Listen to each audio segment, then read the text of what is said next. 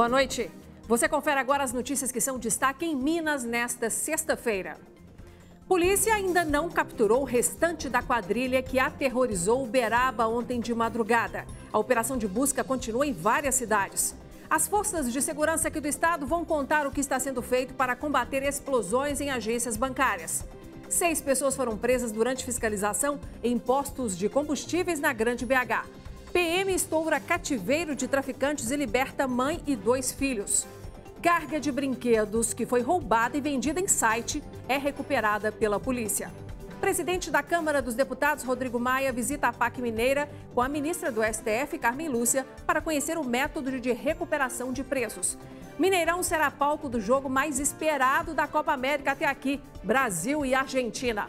E não se esqueça que estamos transmitindo o nosso jornal também ao vivo pelo Facebook, na página da TV Band Minas.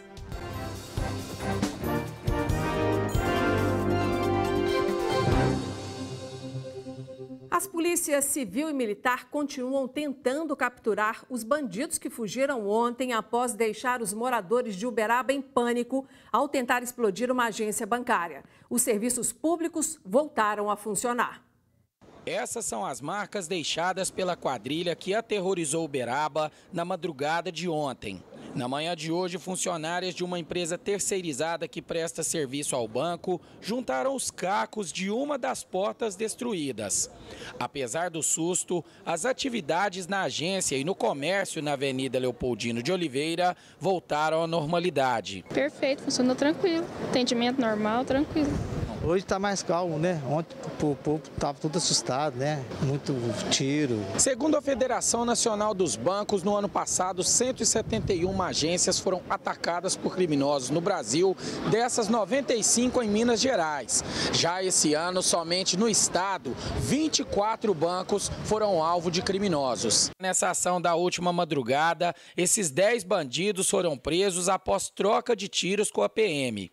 Eles fizeram reféns nesse caminhão que foram liberados após negociação. Policiais de Uberaba e região seguem empenhados a prender o restante da quadrilha. Nós estamos com os 4 helicópteros, 2 helicópteros da Polícia Militar e 2 da Polícia Civil em operações ainda na região. Estamos com o BOP também presente, estamos ainda com o cerco montado, vamos continuar com esse cerco. E mais importante, estamos com o nosso sistema de inteligência toda a campo, buscando informações dos outros autores que evadiram aqui da nossa região. Estamos com um contato muito afinado também com outros estados, para que a gente possa efetuar a prisão dos outros autores que estiveram aqui na data de ontem, trazendo esse transtorno para a cidade de Uberaba. Segundo a Polícia Militar, a jovem de 22 anos que foi baleada na cabeça, a que teve o estado mais crítico durante a ação dos bandidos, lá em Uberaba, já foi transferida para o quarto, mas ainda está em estado grave. E ainda falando sobre o ataque, ontem os criminosos espalharam alguns explosivos pela cidade vizinha de Uberaba, Uberlândia, para tentar impedir que a polícia fosse então para Uberaba. Alguns artefatos explodiram ontem mesmo. Hoje, mais um explosivo foi detonado, só que de forma controlada e pela polícia. O poder de destruição do explosivo artesanal foi tanto que fragmentos foram parar a mais de 100 metros. Abriu um buraco no chão. Parte da cerca do 9º Batalhão de Policiamento Especializado da Polícia Militar, que fica no Distrito Industrial, foi arrancada com impacto. Este é o local onde o explosivo foi jogado pelos criminosos. O grupo especializado em bombas explosivas da Polícia Federal antecipou a detonação do artefato artesanal que estava previsto para as 11 horas da manhã, justamente por conta do risco, já que havia movimentação nas proximidades. A explosão foi tão grande que chegou a danificar as empresas aqui em volta. Algumas vidraças que se quebraram, alguns produtos que se romperam. A câmera de segurança de uma empresa que fica em frente ao batalhão flagrou o momento em que o explosivo é jogado. Nas imagens mostram que por volta de 00:10, um carro de cor escura passa devagar. Minutos depois, ele volta no sentido contrário. Uma pessoa desce, joga o artefato e corre. Depois disso, o local ficou isolado por mais de 24 horas. A polícia acredita que o explosivo foi jogado como forma de impedir que os militares se deslocassem até Uberaba. A nossa capacidade de mobilização, ela não se resume ao 9º BPE. A gente mobilizou de outras fontes, ou seja, a gente conseguiu dar uma resposta a nível de apoio à unidade de Uberaba com a mesma velocidade que seria feito em qualquer outra situação. Um homem foi preso hoje em flagrante usando documentos falsos e prestes a aplicar um golpe de estelionato dentro de uma agência no campus da UFMG, na região da Pampulha, aqui na capital. Com Danilo Montanari Campos de Melo Franco, de 30 anos, foram apreendidos 29 cartões de banco, mais de R$7 mil, uma máquina de leitura de cartões, uma caixinha de som, aparelhos celulares, 6 talões de cheque e folhas avulsas. Outro destaque, a PM estourou hoje um cativeiro no qual traficantes mantinham reféns, uma mulher e os 2 filhos. Isso aconteceu em Contagem, na região metropolitana. Ao todo, 5 pessoas foram presas. Segundo a Polícia Militar, 4 traficantes e um barbeiro, que seria informante da quadrilha.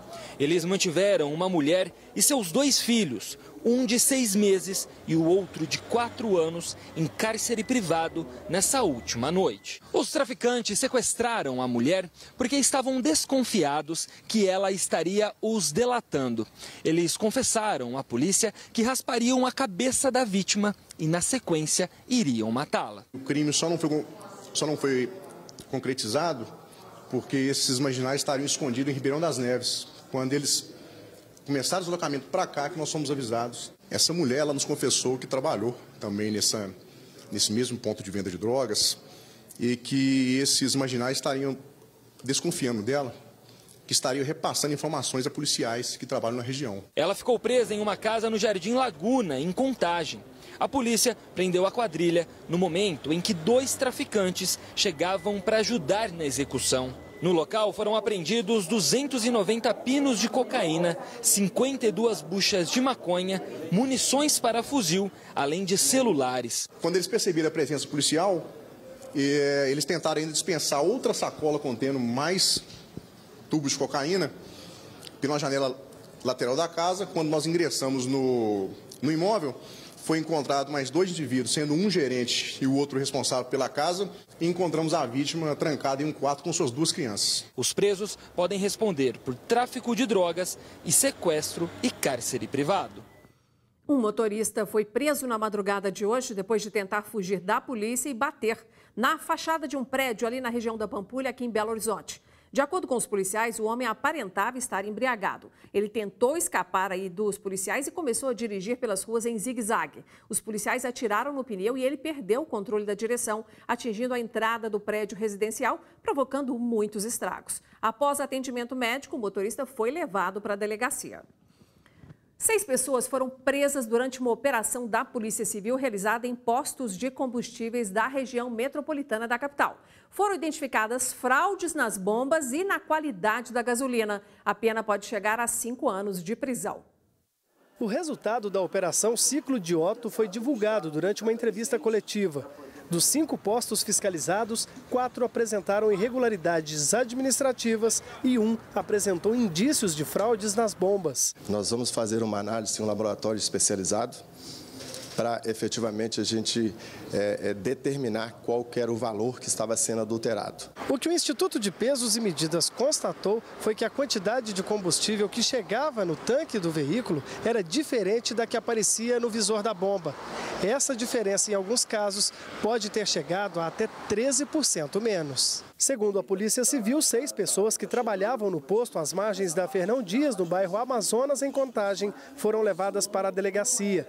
Uma delas é o técnico responsável pela manutenção das placas. 2 autuadas em flagrantes com crimes contra a ordem tributária e a relação de consumo com pena, uma de reclusão de 2 a 5 e outra de detenção de 2 a 5, e as outras pessoas de alguma forma tiveram alguma participação, só que não era comprovada naquele momento a efetiva participação para serem autuados em flagrantes. Isso não quer dizer que posteriormente, ao final dessa investigação, não possam ser eles também responsabilizados criminalmente pela essa conduta. A Receita Estadual recolheu documentos e cupons fiscais. Isso porque, além de responder por crimes contra as relações de consumo, os donos do posto também poderão ser acusados de crime contra a ordem tributária. Fizemos o comparativo com os anos de 2018 e com a participação percentual do ano de 2019. Alguns desses postos tiveram queda de faturamento superior a 50% né, do ano de 2017. Isso pode gerar, né, em um posto, por exemplo, algum tipo de sonegação em torno de R$ 1.300.000, R$ 1.400.000, juntando os 11 postos que pertencem ao grupo, conforme foi apurado na verificação da fiscalização, certamente esses valores podem ser superados em muito. A Agência Nacional do Petróleo também participou da ação e verificou a qualidade do combustível. Num primeiro momento, não foram constatadas irregularidades, mas as amostras serão reavaliadas. Teste de teor de etanol na gasolina, teste do teor alcoólico do etanol e no óleo diesel também, a gente faz densidade do óleo diesel, e nenhum desses combustíveis foi detectado irregularidade. A análise laboratorial está sendo feita e a gente vai ter o resultado em alguns dias. Parte de uma carga de brinquedos que foi roubada em Betim, na região metropolitana, foi recuperada hoje na cidade vizinha Contagem. Um suspeito foi preso e ele confessou que comprou a mercadoria em um site que é conhecido por negociar carga roubada. Todos esses brinquedos, avaliados em R$ 60 mil, foram roubados no mês de março, em Betim, região metropolitana de Belo Horizonte. Homens fortemente armados renderam o motorista do caminhão e levaram a carga. A Polícia Militar, após uma denúncia anônima, encontrou os brinquedos na casa de Michael Honorato Carmo, de 24 anos. Chegamos na residência, nós fomos recebidos pela genitora, pela mãe dele, que falou que realmente tinha uns brinquedos lá no quarto da casa dela. Nós fomos lá, confirmamos, achamos os brinquedos lá e ela fez contato telefônico com ele, que ele no momento não estava na residência. Depois que ela fez contato, ele se prontificou de ir até o local e falou com a gente que explicou a situação, que a mercadoria era dele mesmo, que ele tinha adquirido pelo valor de R$ 2.000 no Bazar da Catira. Michael já havia vendido alguns brinquedos e o objetivo era revender toda a carga. Michael já tem passagem pela polícia por receptação, mesmo crime que pode responder neste caso dos brinquedos. Ele foi encaminhado para a 6ª Seccional e já está à disposição da Justiça. O ex-governador de Minas, Fernando Pimentel, do PT, prestou depoimento hoje no Fórum Lafayette, em Belo Horizonte, dentro do processo que investiga o suposto esquema de Caixa 2 na campanha eleitoral para o Senado em 2010. Pimentel depôs aí durante 1 hora e não falou com a imprensa. Nossa produção tentou contato com o Partido dos Trabalhadores, mas ninguém foi encontrado para comentar o assunto. E no próximo bloco você vai ver que o vírus influenza já matou 28 pessoas em apenas 3 meses aqui no estado.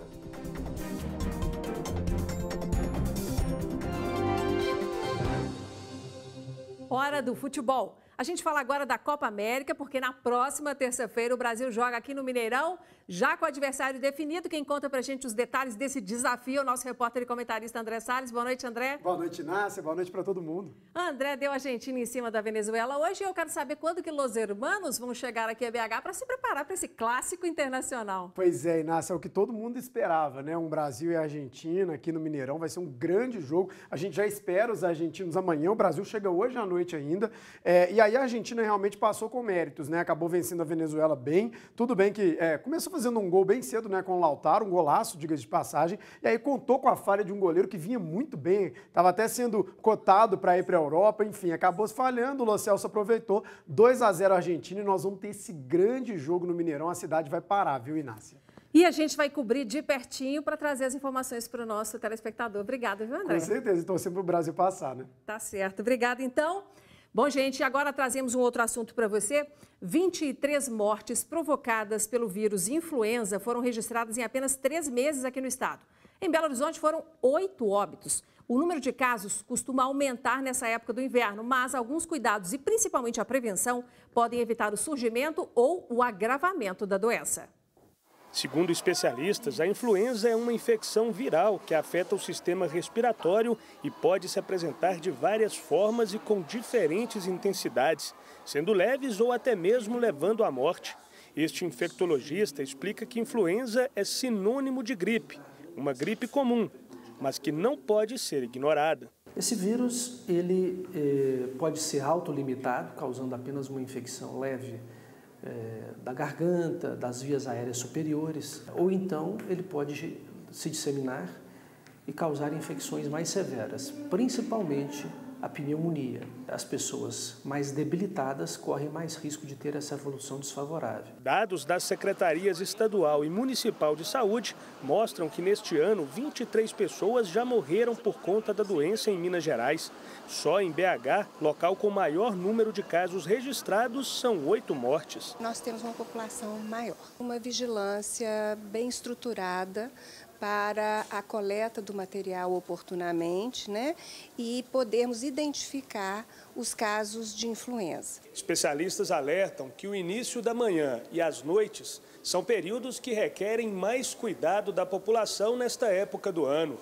Para que a gripe não evolua para um quadro mais grave, além de tomar a vacina, é importante dormir bem, se alimentar de forma mais saudável, evitar lugares frios e manter as mãos sempre higienizadas. De acordo com a Secretaria Municipal de Saúde, a vacinação contra o vírus H1N1 em Belo Horizonte alcançou em todos os grupos 92,5% de imunização. Nós não alcançamos a meta para as gestantes e para as crianças, embora esse ano a gente tenha conseguido um percentual maior do que nos anos anteriores. De forma que nós temos ainda um pouco de vacina que está disponível para esse público. Nas ruas é fácil encontrar quem ainda não tenha se vacinado. Nessa época do ano eu gripo bastante, porque eu tenho problema de bronquite, passo mal demais, faço nebulização. E a vacina contra a gripe, o senhor tomou ou não? Não, ainda não. Quando acontece ficar gripada, a senhora procura um médico, toma medicação por conta própria? Aí eu tomo por conta própria, né? Tomo remédio por conta própria, tem pavor de médico.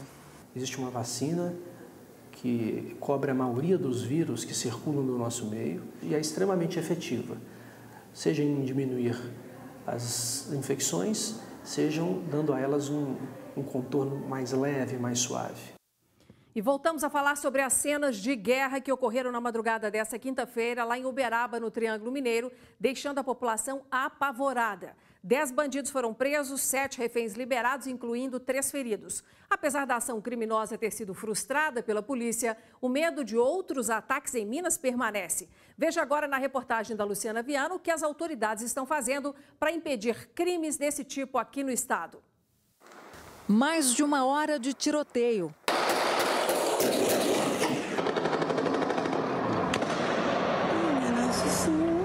Houve também explosões, agências bancárias destruídas, 2 inocentes baleados, reféns em uma fazenda, negociação e parte da quadrilha presa, armas de grosso calibre apreendidas, cenas que mais parecem de um filme de ação, mas são reais e aconteceram nessa semana em Uberaba. De acordo com este especialista em segurança pública, esse tipo de roubo em cidades do interior se tornou um crime comum nos últimos 10 anos em todo o país.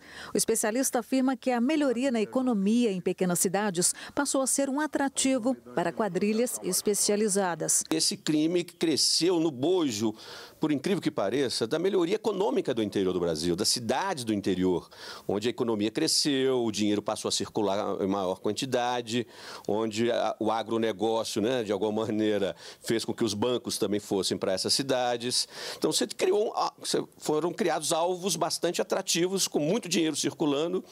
Quadrilhas se formaram especializadas com essa metodologia e em cidades onde a presença policial é necessariamente menor. O especialista avalia como positiva a ação reativa da Polícia Militar, que prendeu parte da quadrilha, mas alerta que esses indivíduos estão se especializando mais do que a polícia está investindo em inteligência e efetivo. Se nada mudar, nós vamos continuar assistindo cenas cinematográficas como esses, vamos continuar assistindo a vitimização de pessoas inocentes, de moradores.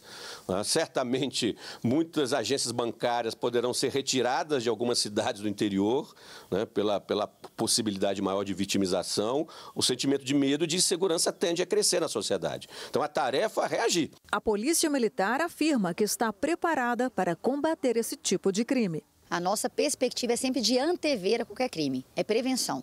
Então nós usamos a nossa inteligência para a segurança pública, qualificamos esses dados, monitoramos essas quadrilhas, temos um trabalho conjunto de segurança pública junto com a Polícia Civil, Polícia Federal, Polícia Rodoviária Federal, né, o próprio bombeiro que às vezes pode captar dados. Então nós somos uma unificação de esforços. E isso tem resultado em reduções que chegam a casa de 50% nessa modalidade criminosa que é o roubo a banco. Usou a força contra a Polícia Militar, vai ter na mesma proporção o uso da força contra o infrator.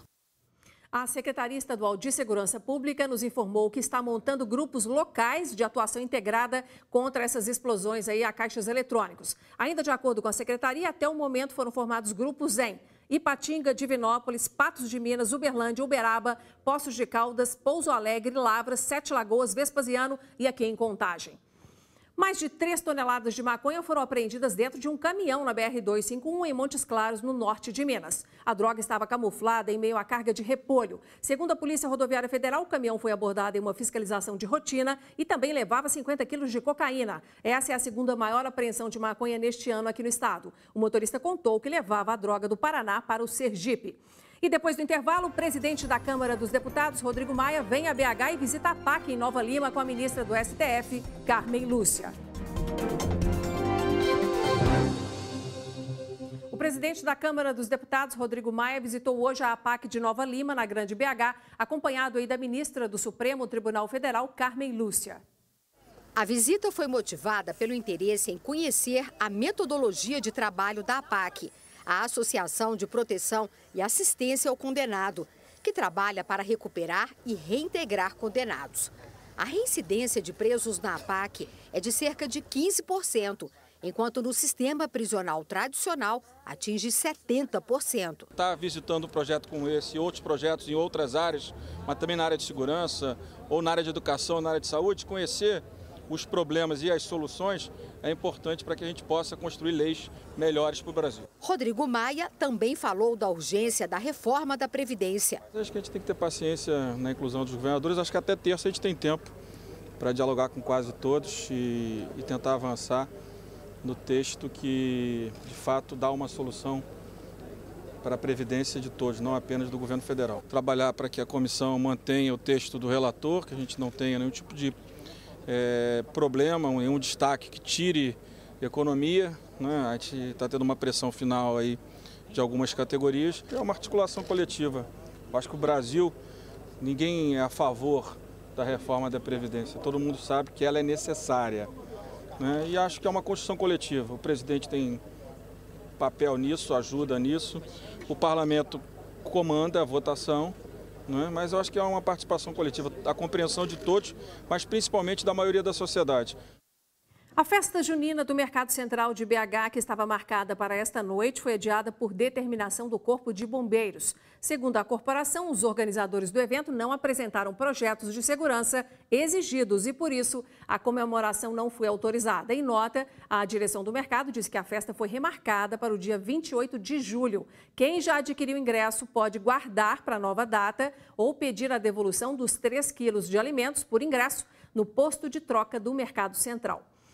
E antes do tchau, eu te faço aquele convite, hein? Amanhã o programa DNA vai receber uma das artistas mais respeitadas do país, Yara Tupinambá.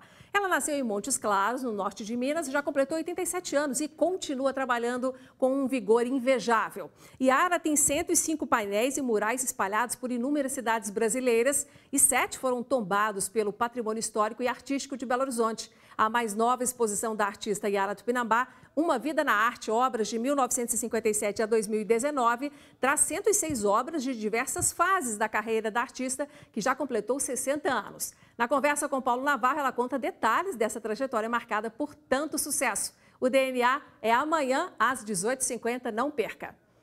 Bom, e para rever o nosso jornal e as reportagens que a gente apresenta aqui, acessa lá YouTube ou Facebook no nosso perfil TV Band Minas. Ficamos por aqui, obrigada pela sua atenção e até segunda-feira.